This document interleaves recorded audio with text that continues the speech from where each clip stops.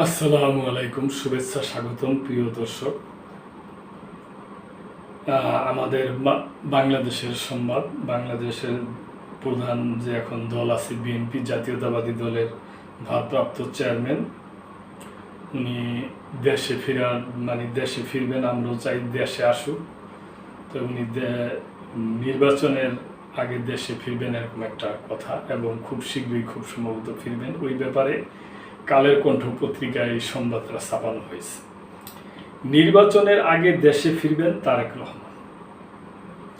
বিএনপির ভারপ্রাপ্ত চেয়ারম্যান তারেক রহমান নির্বাচনের আগে দেশে ফিরবেন বলে জানিয়েছেন দলের কেন্দ্রীয় কমিটির ভাইস চেয়ারম্যান ও বরিশাল বিভাগীয় সাংগঠনিক টিমের প্রধান আব্দুল আউয়াল মিন্টু। তিনি বলেন, তারেক রহমানের সঙ্গে প্রধান উপদেষ্টার বৈঠকে নির্বাচন এগিয়ে আনার বিষয়ে সিদ্ধান্ত হয়েছে। ফেব্রুয়ারির মধ্যে নির্বাচন করা গেলে বুঝতে হবে বৈঠক ফলপ্রসূ হয়েছে। নির্বাচনের আগে তারেক রহমান দেশে ফিরবেন।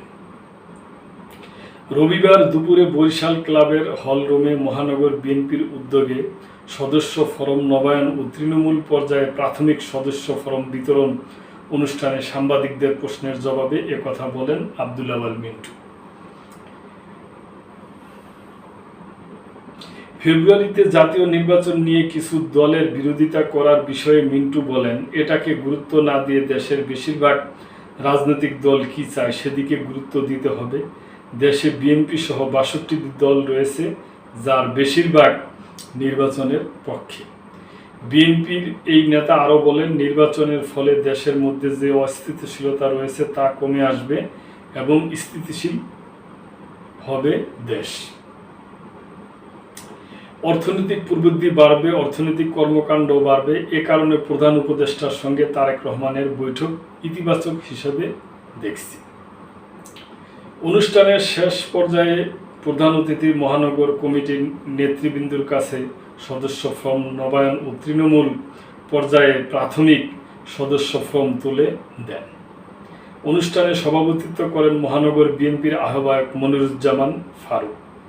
উপস্থিত ছিলেন বিভাগীয় সহ সাংগঠনিক সম্পাদক আকন কুদ্দুসুর রহমান ও মাহবুবুল হক নান্নু সহ কেন্দ্রীয় এবং স্থানীয় নেতৃবৃন্দ। তো দর্শক, আমরাও আশা করি, আমরাও চাই যে তারেক রহমান সব তাড়াতাড়ি দেশে আসুক এবং উনি ভার্চুয়ালি ভাবে দলটাকে যেভাবে উজ্জীবিত রাখছে, থানা পর্যায়ে এমনকি মহল্লা পর্যায়ে উনি ভার্চুয়ালি যুক্ত ছিলেন। উনি যদি দেশে আসে তাহলে আরও ভালো হইব। নেতাকর্মীদের সামনে বিএনপির যে অন্যান্য নেতৃবৃন্দ আছে ওনাদের কাছাকাছি থাইকা উনি ওনার কার্যক্রম এবং দিক নির্দেশনা দিয়ে দলটাকে আরও সামনের দিকে এগিয়ে নিতে পারবে। তো দর্শক, সেই জন্য আমরাও চাই উনি আসুক, এবং এটা দেশের জন্য ভালো, বিএনপির জন্য ভালো, সকলের জন্যই ভালো। তো দর্শক, আপনাদের যদি কোনো কিছু বলার থাকে আপনারা অবশ্যই মন্তব্য করবেন, কমেন্ট করবেন, শেয়ার করবেন, লাইক করবেন, সাবস্ক্রাইব করে চ্যানেলটির পাশেই থাকবেন। আল্লাহ হাফেজ।